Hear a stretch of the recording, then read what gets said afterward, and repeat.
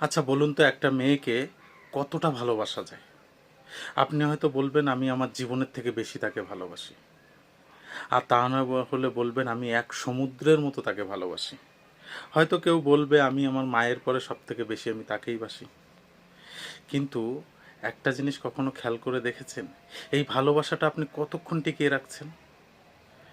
কতক্ষণ ধরে রাখছেন? এটা কি একবারও ভেবে দেখেছেন? যতক্ষণ আপনি তাকে পাননি ততক্ষণ।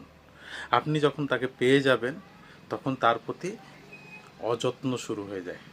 যেমন ধরুন, আপনি যদি একটা নতুন গাড়ি কেনেন, সেই গাড়িটাকে প্রথম আপনি কি করছেন? প্রত্যেক দিন সকালে ঘুম থেকে উঠে গাড়িটাকে একবার করে মুছছেন, খুব যত্ন করছেন। তারপরে সেই গাড়িটায় আপনি বসছেন, তারপরে সেই গাড়িটাকে আপনি চালাচ্ছেন, কারণ গাড়িটা নতুন। যখন ২-৪ বছর কেটে যায়, তখন ওর গাড়িটার প্রতি মায়া মমতা সবই কমে যায়। তা আমাদের ছেলেদের ক্ষেত্রেও ঠিক তাই।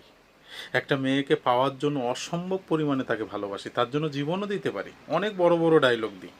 কিন্তু তাকে ধরে রাখার জন্য আমরা কিছুই করি না। কেন করি না জানেন? কারণ আমি জানি আমি ওকে পেয়ে গেছি, ও এখন আমার থেকে আলাদা হতে পারবে না। এইটাই হচ্ছে আমাদের সমস্যা। অ্যাকচুয়ালি এই কথাটা আমি প্রত্যেকটা ছেলের ক্ষেত্রে বলছি না, কিছু সংখ্যক ছেলেদের ক্ষেত্রে। সবাই একরকম নয়, এটাই বাস্তব।